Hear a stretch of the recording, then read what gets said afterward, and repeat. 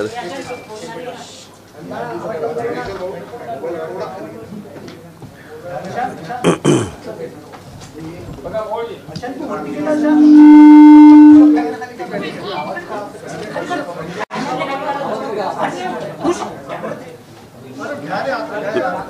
तुम्ही शांत कधी होता रे? हा, एवढा वेळ दिल्यानंतर पण तुम्ही असेच वागता.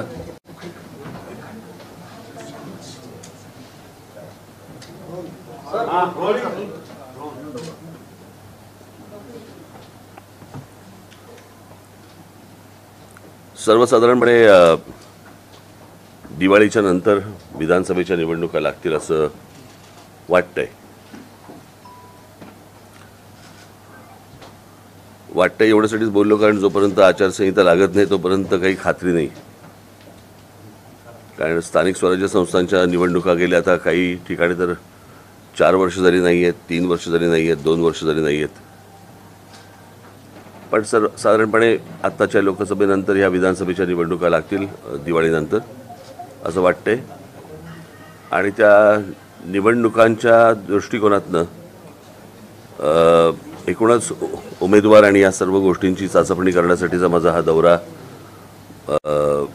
आहे. ज्याचा पहिला टप्पा मराठवाडा झाला पूर्ण, आता विदर्भाचा हा टप्पा माझा पूर्ण होईल, उद्या पूर्ण होईल तो. आणि त्याप्रमाणे मी काही ठिकाणी मी उमेदवार देखील जाहीर केले.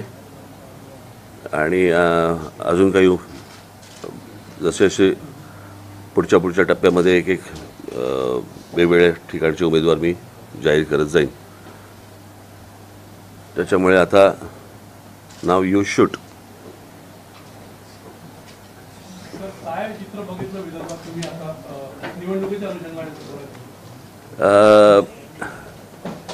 खरं सांगायचं म्हणजे मी अशा प्रकारची महाराष्ट्राची परिस्थिती आजपर्यंत कधी पाहिली नव्हती.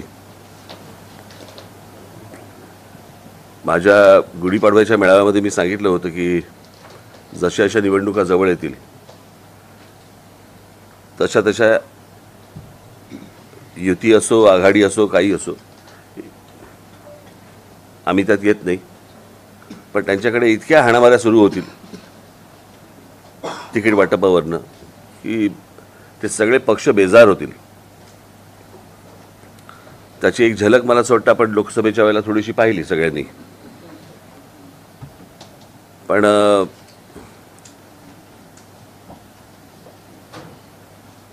प्रत्येकालाच निवडणुकीला उभं राहायचं आहे असं एकूण चित्र त्यांच्याकडे दिसतंय. आणि आमच्यासाठी म्हणाल तर वातावरण खूप पोषक आहे.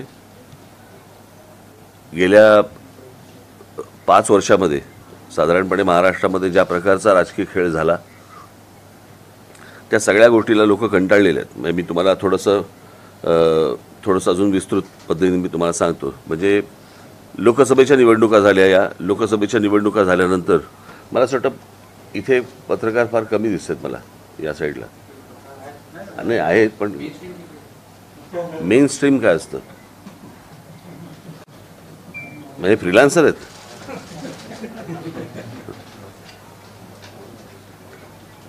लोकसभेच्या निवडणुका झाल्या आणि त्या लोकसभेच्या निवडणुकीच्या वेळेला माझ्या डोळ्यावरती फ्लॅश मारू नको रे,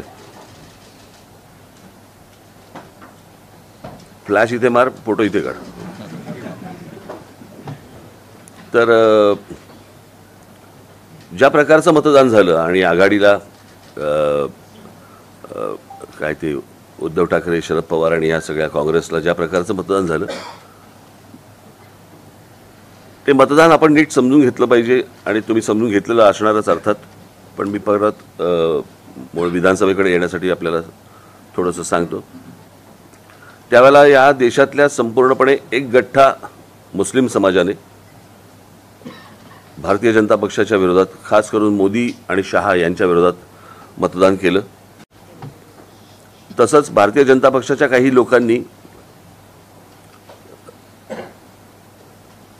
अबकी बार काय 400 पार याच्यावरनं संविधान बदलणार असे त्यांच्याच लोकांनी स्टेटमेंट केल्यानंतर त्या प्रकारचं वातावरण तयार झालं. त्याच्यामुळे या देशातल्या जवळपास एक गठ्ठा दलित समाजाने बांधवांनी भगिनींनी त्यांनी सगळ्यांनी मोदी आणि शहांच्या विरोधात मतदान केलं. ते anti Modi anti Shah voting होतं. ते काही उद्धव ठाकरे आणि शरद पवारांच्या प्रेमाखातर झालेलं मतदान नव्हतं. त्याच्यामुळे ती जी वाफ होती ती वाफ लोकसभेला निघाली. आता विधानसभेची जी निवडणूक आहे, या विधानसभेच्या निवडणुकीला गेल्या 5 वर्षामध्ये या लोकांनी जे राजकारण केलं महाराष्ट्रात, ज्याला आपण गलिच्छ राजकारण म्हणू,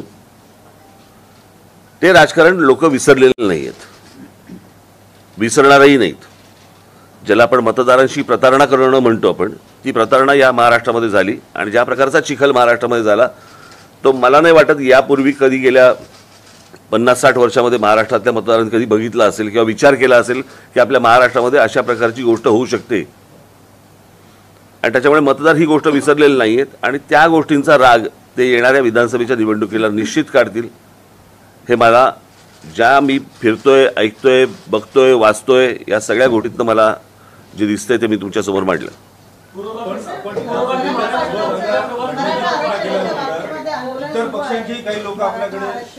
मला माहिती तुम्हाला काय पाहिजे, हां आपण नंतर येऊ त्याच्यावर. निश्चित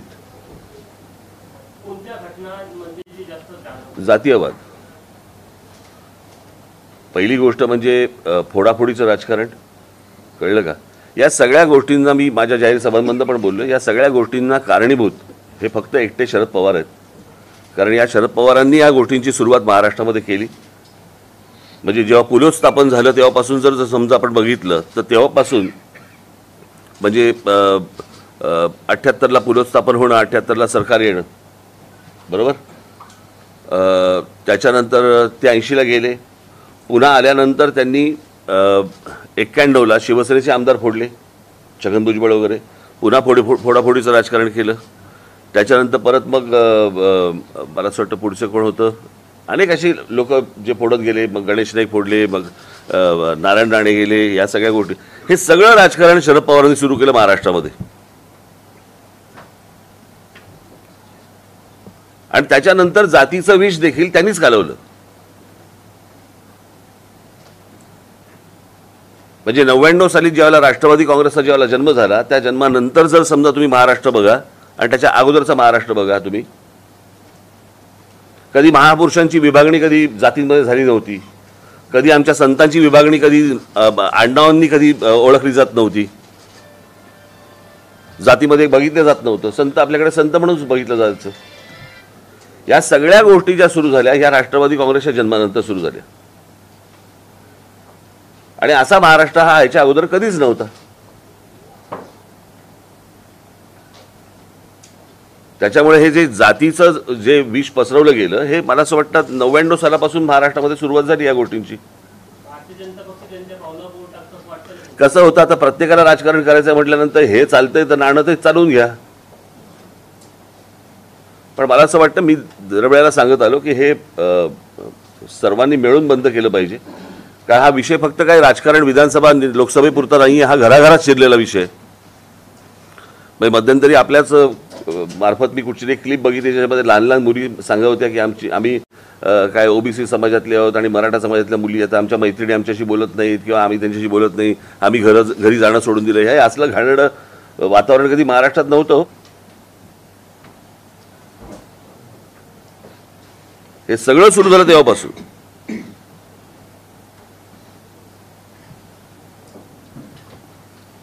बोला, मी बोलतो ना, तुम्हाला माहिती आहे तुम्हाला काय पाहिजे ते, कळलं का? मी मगाशी सांगितलं ना तुम्हाला. हां, तुम्हाला अपेक्षित जे काय आहे ना ते मी बोलीन त्याच्यावरती. हां, मी स्वतःहून तुम्हाला सांगेन ते मराठा आरक्षणाचा विचारा म्हणून. मला हे जे आहे ना हे, कळलं का? ह्यामुळे सत्यानाश झालाय सगळा. ज्या मराठवाड्यामध्ये मी गेलो तिथे आग लावणारे पत्रकार होते आणि त्या पत्रकारांनी काय काय गोष्टी घेतल्या होत्या हेही मी जाहीर केल्या होत्या त्याच्यात. त्याच्यामुळे हे शांत व्हावं याच्यासाठी कोणी प्रयत्न नाही करत आहेत. अजून आग कशी लागेल याच्यासाठीच जास्ती प्रयत्न सुरू आहेत. एकच मिनिट थांब, जर त्यांना काहीतरी प्रश्न विचारायचा. माझी मान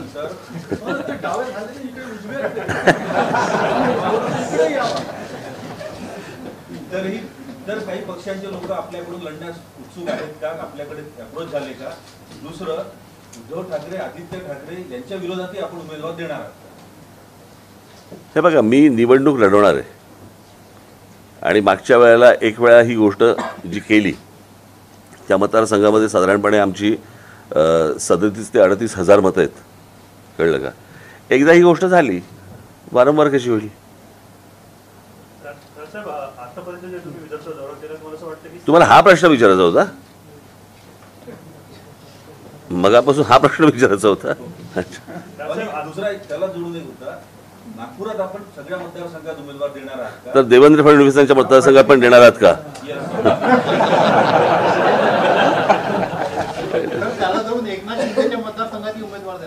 सगळ्या मतदारसंघांमध्ये उमेदवार देणार.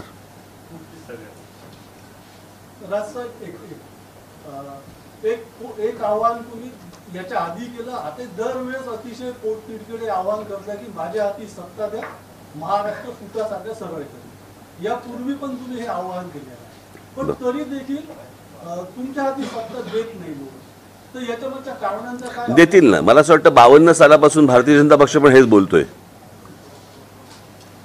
जेव्हा जनसंघ होता ना तेव्हापासून ते पण हेच सांगत होते. 2014ला आली हातात सत्ता. वेळ लागतो. ही लोकसभेची वाफ आहे, त्याचा फायदा होईल असं वाटतं तुम्हाला? विधानसभा ती संपली ना, आता गेली ना हवेत. आता विषय विधानसभेचा आहे ना. हो, तर तुम्ही म्हटलं ना की लोकसभेची वाफ होईल, आता विधानसभेत निघेल, याचा फायदा होईल का तुम्हाला? निघाली असं म्हणालो मी. मला बरोबर बोलतो ना मी? हां, मी निघाली असं म्हणालो मी.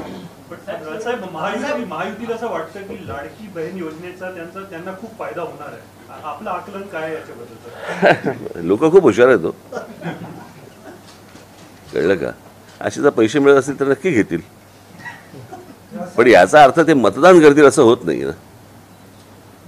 म्हणजे मला अजूनही आठवत आहे की त्या कोणीतरी मला सांगितलेलं, मी प्रत्यक्ष काय ते चित्र पाहिलेलं नाही आहे, पण कोल्हापूरमध्ये म्हणे दरवाजावरती पिशवी लावली जाते आणि जेवढे मतदार असतात तेवढे पैसे ठेवले जातात. तर तिकडे 3-4 पिशव्या लागलेल्या असतात उमेदवारांच्या. आता कसं कळणार कोणी कोणाला मतदान केलं? तर त्याच्यामुळे महाराष्ट्रात बालिकांवर अत्याचारचे प्रकार वाढलेले आहेत, मला हा विषय बोलायचाच होता. मला समजलं नाही. आता ती बदलापूरची जी घटना आहे, आमच्या पक्षातल्या महिला सेनेने ती घटना बाहेर उघड केली आणि बाहेर आली. पण ती एक घटना आपल्याकडे झाल्यानंतर त्याच्यानंतर फटाक्याची माळ कशी काय लागते हे मला अजूनपर्यंत कळलेलं नाही. आणि खरं बघायला गेलं तर तुमच्यासाठीची ही रोजची बातमी असायला पाहिजे. म्हणून मी आता एक काही आकडेवारी आणली, वाचून दाखवू?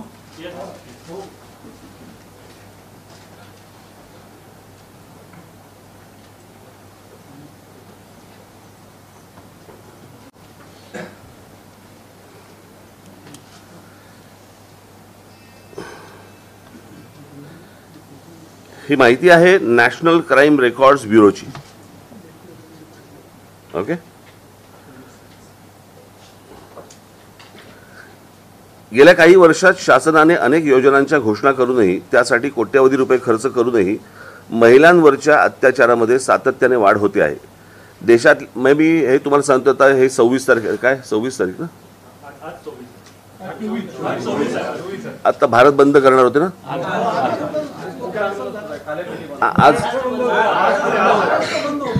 आज हा महाराष्ट्र बंद केले होतं.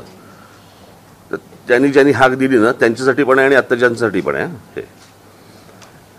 महिलांवरती अत्याचारामध्ये सातत्याने वाढ होते आहे. देशातल्या सर्वात प्रगत राज्याची राजधानी मुंबईमध्येही आज महिला आणि मुलींना सुरक्षित वाटत नाही. आकडेवारी इतकी वाढते आहे की आपल्या राज्याची तुलना ही सतत उत्तर प्रदेश आणि बिहारशी केली जात आहे. 2023-24च्या आकडेवारीनुसार राज्यात महिला तरुणींचा विनयभंग आणि छेडछाडीचे सर्वाधिक गुन्हे मुंबईत नोंदवले गेले आहेत. त्यापाठोपाठ पुणे आणि नागपूर शहराचा क्रमांक आहे. यामध्ये समाज माध्यमांवरून होणाऱ्या प्रकरणांचाही समावेश आहे. आता इथे खाली त्यांनी डेटा दिलेला आहे. महाराष्ट्रात महिलांवर होणाऱ्या अत्याचाराचा वाढता आलेख.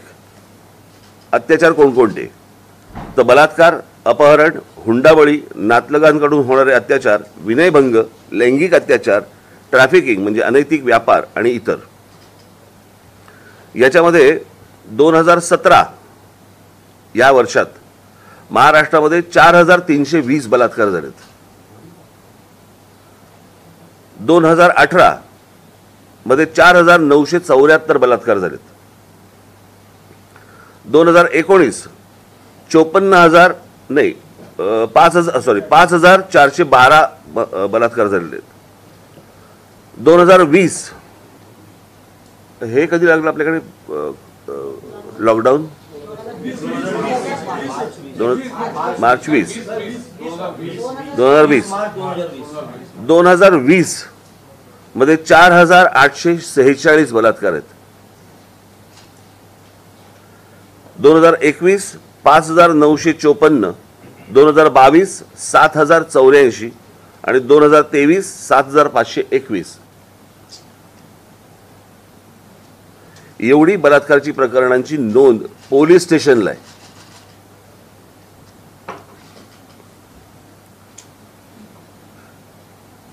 एक खालची आकडेवारी तुम्हाला पाहिजे असेल मी तो हा तुम्हाला देतो मी सगळ्यांना, तुम्ही द्या पुढे. महाराष्ट्रातल्या या आकडेवारीनुसार इथे दर तासाला एक गंभीर गुन्हा नोंदवला जातो. अर्थात हे झाले केवळ नोंद झालेले गुन्हे. नोंद न करता आलेले गुन्हे यापेक्षा खूप जास्त असतील. नॅशनल क्राईम रेकॉर्डच्या ब्युरोच्या नुसार 2022च्या नुसार आकडेवारीनुसार महाराष्ट्रात उत्तर प्रदेशच्या खालोखाल महिलांवरील अत्याचाराची प्रकरणे समोर आली आहेत. महाराष्ट्रात 2019 ते 2021 या कालावधीत 18 वर्षे आणि त्याहूनही अधिक वयाच्या महिला बेपत्ता झाल्याची 1,0842 प्रकरणे आहेत. शहाजी जगताप यांनी ही जनहित याचिका मुंबई हायकोर्टात दाखल केली होती. या याचिकेच्या सुनावणी दरम्यान ही आकडेवारी समोर आली. बीड आणि सांगली, आता गंमत बघा, बीड आणि सांगली येथील महिला ऊसतोड कामगारांच्या नकळत गर्भाशये काढली जायची अनेक प्रकरणे समोर आली आहेत. कामामध्ये सुट्ट्या पडू नयेत म्हणून त्यांच्या आरोग्याशी असा खेळ सुरू आहे या 2 जिल्ह्यांमध्ये.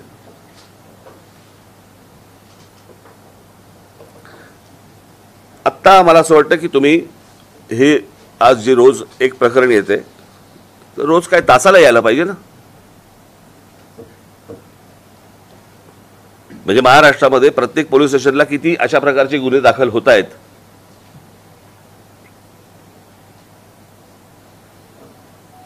आणि मला फक्त एवढंच म्हणायचं आहे की जे इतके दिवस दाखवले जात नव्हते, हे आता एक बदलापूरचं प्रकरण आलं, अत्यंत दुर्दैवी. या ठेचलेच पाहिजे लोकांना.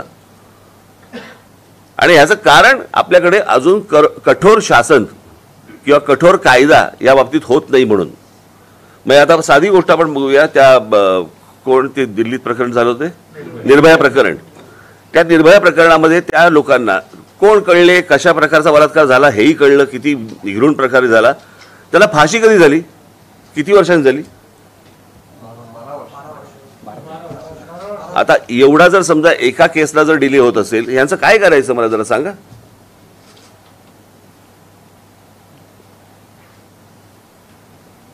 प्रश्न असा आहे ना की ह्या सगळ्या गोष्टी जे आज बंद पुकारला होता ना ज्यांनी, त्यांच्याही काळात आहेत, बरोबर की नाही. आणि आजही आहेत. माझं फक्त एवढंच म्हणणं आहे, आता जे रोजच्या रोज वर्तमानपत्रामध्ये जे सुरू आहे, आज इथे झाला, आज इथे झाला, आज इथे झाला, काही राजकारण आहे का त्याच्या मागे? येणाऱ्या निवडणूक आहेत का त्याच्या मागे? आपल्याला विषय काय संपवायचा आहे, ही गोष्ट होता कामा नये महाराष्ट्रामध्ये. हा विषय आपला महत्वाचा आहे ना. निवडणुका आल्या, आता सरकारला बदनाम करा या दृष्टिकोनात. मग ह्यांच्याही सरकारच्या काळामध्ये होतच की. लॉकडाऊनच्या काळामध्ये उद्धव ठाकरेंचं सरकार होतं, त्याही काळामधला आकडा तुम्ही तुम्हाला दिला, त्याचं काय करणार. अर्थात ते आताच बंद असल्यामुळे त्यांनी बाहेर बंद टाकला नाही. यावर अंकुश लावण्यासाठी काय सुचवलं? काही सरकारला कायदा करायला लागेल त्याबद्दलचा. कायदा जो होता तो अजूनपर्यंत म्हणजे पुढे यायला आला नाहीये. काय उपाययोजना, काय उपाययोजना म्हणजे ह्या केंद्राने केल्या पाहिजेत ना तातडीने. केंद्रातच ते अडकून पडलंय, पण ते केंद्र का असं काल तुम्ही बोलले होते भाषणामध्ये की राज्यामध्ये कायदा पण माझ्या हातात सत्ता द्या तर मी सगळं साफ करून दाखवेल, तर नेमकं कशा प्रकारे मला सांगा, साधी गोष्ट आहे ना, जर त्या गोष्टी आता एका महिला कॉन्स्टेबलने ती तक्रार नोंदवून घेतली नाही, बरोबर आहे, काय कारवाई झाली, पुढे काय होणार आहे त्याचं, पोलिसांना कोणत्या प्रकारच्या इन्स्ट्रक्शन्स दिल्या गेलेल्या आहेत, मी आता समजा तुमच्यासमोर ही आकडेवारी वाचली. माझं फक्त एवढंच म्हणणं आहे की पोलीस ज्या वेळेला इनिशिएटिव्ह घेतात, त्याच्यानंतर ज्या वेळेला तुमचे दबाव येतात आणि तुम्ही ज्यावेळेला सांगता की नाही इथे काही करू नको. आता उदाहरणार्थ आता तुमच्या विषयात येतो, हवं असेल तुम्हाला ते मराठा आरक्षण. हां, जरांगे पाटील ज्या वेळेला तिकडे बसले उपोषणाला, बरोबर आहे, तिकडे लाठीचार्ज झाला, बरोबर, कारवाई कोणावर झाली,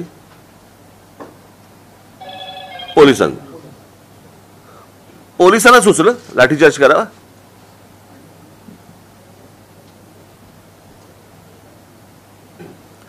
पोलीस म्हणतात बरोबर देत, आम्ही इनिशिएटिव्ह घेतल्यावर जर समजा आमच्या चांगलं येणार असेल प्रकरण, एखादी गोष्ट केल्यानंतर पोलिसांनी ज्यावेळेला एखादी गोष्ट केली बाबा तिथे, तर त्याच्यानंतर ते सरकार त्यांच्या मागे खंबीरपणे उभं राहिलं पाहिजे. मी तुम्हाला एक उदाहरण म्हणून सांगतो, थोडा वेळ आहे ना तुम्हाला. मी एकदा लंडनला गेलो असताना मी विमानतळावरती लँड झालो आणि माझ्या मोबाईलवरती सतत माझ्या पत्नीचे मेसेज यायला लागले, कॉल मी अर्जंट, कॉल मी अर्जंट. मला कळलं नाही. लँड झाल्यावरती मला कळलं तिथे, आणि पायलटने अनाऊन्समेंट केली की नुकताच काही तासांपूर्वी लंडनमध्ये बॉम्ब ब्लास्ट झालेत. तो बसचा झाला होता माहिती तुम्हाला, बसमध्ये ब्लास्ट झाला होता आणि टनेल काही त्यांच्या ट्यूबमध्ये झाला होता. ते करताना पोलिसांचं यंत्रणा सुरू झाली तिकडे आणि त्यांनी सर्च सुरू केला. त्याच्यात एक निरपराध माणूस पोलिसांकडनं चुकून मारला गेला. त्याच्यावरती पोलिसांकडनं फक्त एवढीच रिॲक्शन होती, सॉरी. पुढे काही नाही झालं, त्याचं राजकारण नाही झालं पुढे. एखादी गोष्ट त्यांच्याकडनं घडू शकते, पण ज्या वेळेला तुम्ही त्यांना फ्री हँड, सगळ्या गोष्टी माहिती असतात त्यांना, प्रत्येक गोष्ट माहिती असते. म्हणजे इथे आजपर्यंत महाराष्ट्रामध्ये काय किंवा देशामध्ये जो कोणी गृहमंत्री आलाय त्याला शून्य माहिती असते कुठे काय चाललंय आणि कुठे काय होतंय ते. पण पोलिसांना या सगळ्या गोष्टी माहिती असतात. सरकारने इनिशिएटिव्ह घेऊन जर समजा त्यांना पुढे सांगितलं की करा, म्हणजे तुम्ही जे मगाशी म्हटलात ना माझ्या बाबतीत, करा सांगितलं, साफ करून ठेवतील सगळं. इतकी म्हणजे मुंबई महाराष्ट्र पोलिसांमध्ये ताकद आहे.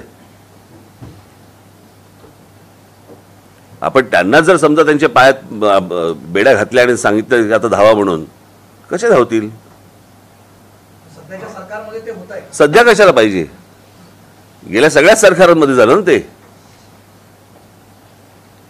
बोला कोणाचं काय करायचं,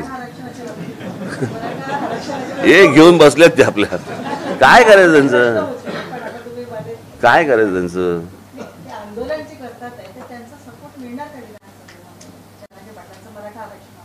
कोणाला सपोर्ट मिळणार,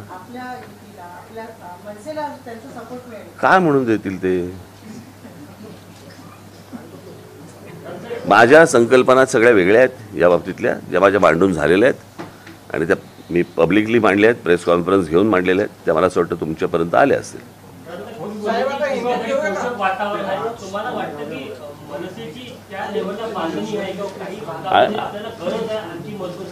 आहेच ना, सगळेच जण हळूहळू पसरतात अनेक भागांमध्ये. महाराष्ट्र नाही रे बाबा, मला हिंदी माझं, अरे नाही रे बाबा नको. तुम्ही नेहमीच म्हटलं की फ्री वाटपचं राजकारण तुम्ही करत नाही. मागच्या वेळी तुम्ही नागपूरला तुम्ही म्हटलं की फ्री वीज, फ्री हे ते तुम्हाला पटत नाही, कमी दरात द्या पण फ्री नको द्या तुम्ही म्हटलं. माझा प्रश्न असेल की आता लाडकी बहीण म्हणजे असे बरेच स्कीम चालले, जर तुमच्या हातात सत्ता आली तर तुमचा काय? नाही, मला असं वाटतं तुम्ही लोकांना अशा प्रकारे ढिले करून चालणार नाही. लोकांना कामाला लावा ना. लोक कामं मागतायत ना, फुकटचे पैसे नाही मागत आहेत. शेतकरी फुकटची वीज नाही मागत आहे, त्या विजेमध्ये खंड नको एवढंच तो मागतोय. तुम्ही पहिल्यांदा या लोकांच्या मागण्या तर समजून घ्या. तुम्हाला बरं, फ्री म्हणजे कोणाचं आहे ते लोकांचं आहे. आता जे पैसे दिले जात आहे तो लोकांचा टॅक्स आहे ना.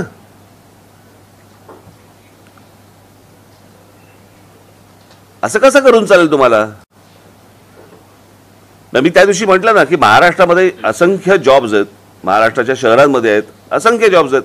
महाराष्ट्रातली पोरं करू इच्छितात, त्यांच्यापर्यंत पोहोचत नाही. बाहेरच्या राज्यात कळतं की आमच्याकडे टॅक्सी आणि रिक्षांची परवाने दिली जात आहेत आणि महाराष्ट्रात कळत नाही. ही कुठची पद्धत? फायनान्शियली धोकादायक आहे महाराष्ट्रासाठी. म्हणजे ते आपण कोणाही साठी धोकादायक आहे ते. लाडकी बहीण जी आली ते मध्य प्रदेशचं मॉडेल डोळ्यात पुढे ठेवून आली आहे. तिथे यश मिळालं तर त्याच धर्तीवर इथे पण मिळेल असं ठाकरे केलं जात आहे. नाही नाही, बघा त्या सगळ्या गोष्टींचं त्याला एकच कारण नसतं. मध्य प्रदेशामध्ये यश मिळालं काय फक्त त्या लाडक्या बहिणी योजनेमुळे नसेल मिळालं, त्याला अनेक कारणं असतील, अनेक विविध कारणं असतील, त्याला ती पण तपासली पाहिजेत ना. ते सगळं यश आणायचं आणि एका योजनेवर टाकायचं असं थोडी असतं. तुम्ही जे म्हणलं की लहान मुलांमध्ये तुमचा विचारून झाले तर एकदा. महाराष्ट्रामध्ये युती शासन गेल्यानंतर विलासराव देशमुख ज्यावेळेस पहिल्यांदा मुख्यमंत्री झाले होते त्या निवडणुकीच्या आधी त्यांनी मोफत विजेचं खिरापत वाटली होती आणि त्याचा परिणाम असा झाला की महाराष्ट्र जवळपास 7 ते 8 वर्ष लॉकडाऊनच्या लोड शेडिंगच्या याच्यात गुरफटला होता.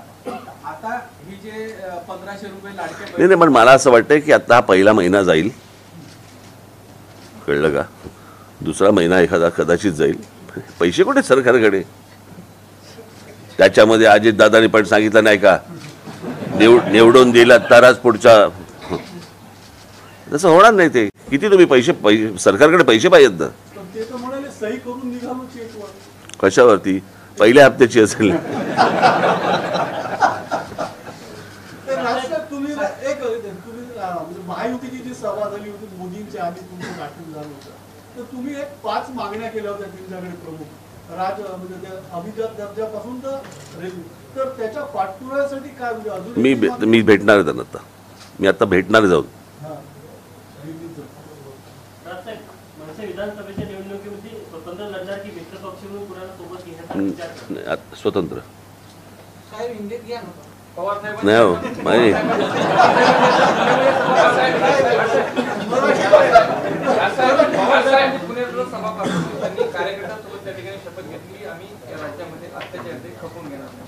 कशाचे? या राज्यामध्ये अत्याचार खपून घेणार नाही अशी कार्यकर्त्यांसोबत त्यांनी शपथ घेतली. अत्याचार कसले अत्याचार? तुमच्या हातात ज्यावेळेला सरकार येतात त्यावेळेला ह्या गोष्टी करा ना. असल्या शब्द कसले घेत आहे?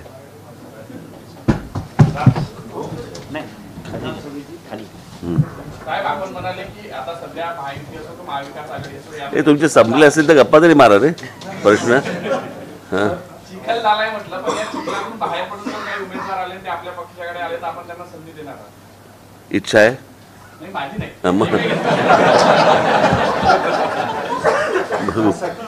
महाराष्ट्रात, विदर्भात, विशेषतः नागपुरामध्ये आपला महाराष्ट्र नवनिर्माण सेना अधिक मजबूत आणि बळकट व्हावी याकरता म्हणून आपण फार कमी येत असता. मात्र जे आपले जे मोठे जे अधिकारी आहेत त्यांचा वारंवार येणं हे कुठेतरी. मी तुम्हाला आत्ता माझ्या पदाधिकाऱ्यांशी बोलवत होती. एक गोष्ट तुम्हाला थोडक्यात सांगतो. साधारणपणे 1925 साली RSSची स्थापना झाली, बरोबर? 52 साली जनसंघ स्थापन झाला. परंतु या विदर्भामध्ये किंवा बाकी महाराष्ट्रामध्ये अख्ख्या काँग्रेस एक काँग्रेसच होती ना. नागपुरात हेडक्वार्टर आहे. त्या नागपुरामध्ये भारतीय जनता पक्षाला जम बसवायला किती वर्ष गेली हो? तुम्ही कधीतरी राजकीय पक्षांचं अनालिसिस करून माझ्याशी बोलणार आहात की नाही बोलणार आहात? तुम्ही वारंवार यावं अशी इच्छा आहे. तुम्ही वारंवार यावं, भेटत राहावं अशी इच्छा आहे. मग मला हे प्रश्न विचारू नका ना फालतू. त्याला काय अर्थ नाही ना. मी येत जाईन, भेटत जाईन, आपण खायला जाऊ, बाहेर जेवायला जाऊ. कालच मी वडापाव खाल्ला ना, कालच खाल्लाय. हा, लोकांना महाराष्ट्र नवनिर्माण सेनेतर्फे खूप अपेक्षा आहे इतर पक्षांच्या तुलनेत. आणि त्यांना करा मतदान.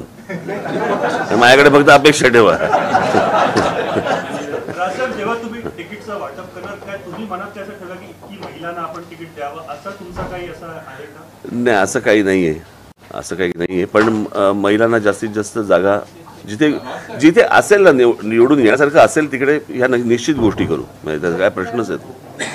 हां, 288 ज्या सीट्स आहेत विधानसभेच्या, आता तुमचं सगळं सुरू आहे अभ्यास बऱ्यापैकी.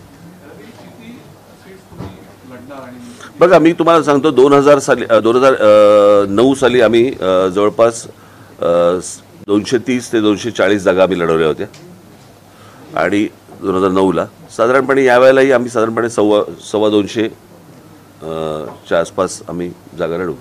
काल तुम्ही 200-225च्या आसपास. तुम्ही असं म्हणाले की म्हणजे काही ठिकाणी तुम्हाला स्ट्रेंथ जाणवतात आहे, तर अशा किती जागा असतील की जिथे तुम्हाला म्हणजे यू आर फुल कॉन्फिडंट? आत्ताच सांगू, सगळ्यांसमोर पेपर उघडा करू आता, असं थोडी राजकारण असतं.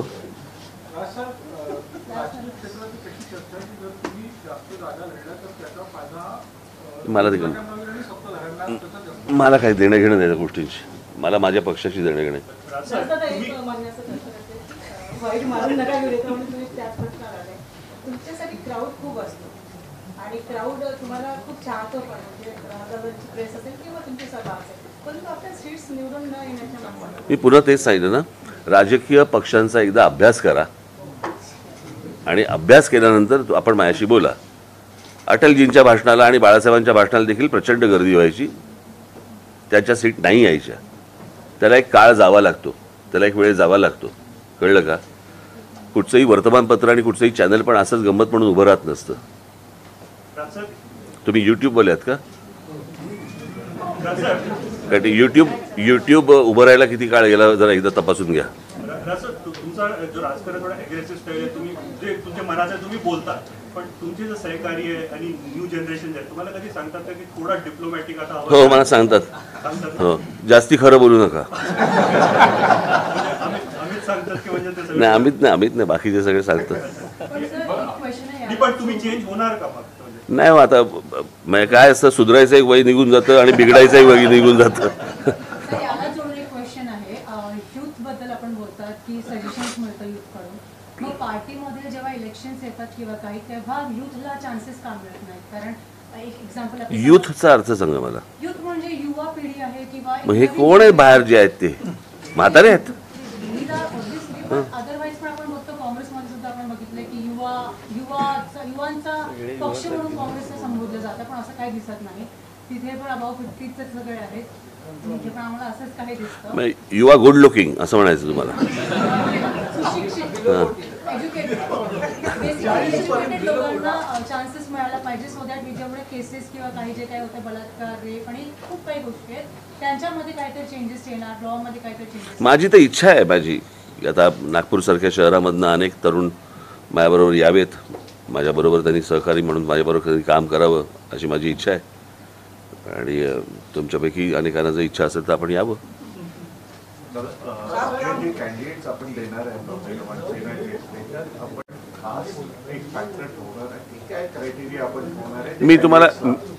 मी तुम्हाला एक गोष्ट सांगतो. आमच्या सगळ्या जिल्ह्यांमध्ये आम्ही आमचे पक्षाचे टीम्स पाठवलेले आहेत आणि ते ह्या गोष्टींचा ॲनालिसिस करून माझ्यासमोर आणले. कळलं का? कारण महाराष्ट्रभरती सर्वे केली, टीम पाठवली, त्याचं काय असेसमेंट आहे आता पक्षाजवळ? उघडपणे सांगू, उघडपणे सांगा. मला एकदा तुमच्या ना चॅनलची जेव्हा तुमची मीटिंग असते ना, ह्याला काढायचं ह्याला घ्यायचं वगैरे, मला एकदा बसवाल?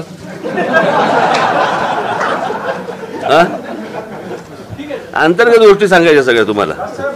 चला आता बस झालं.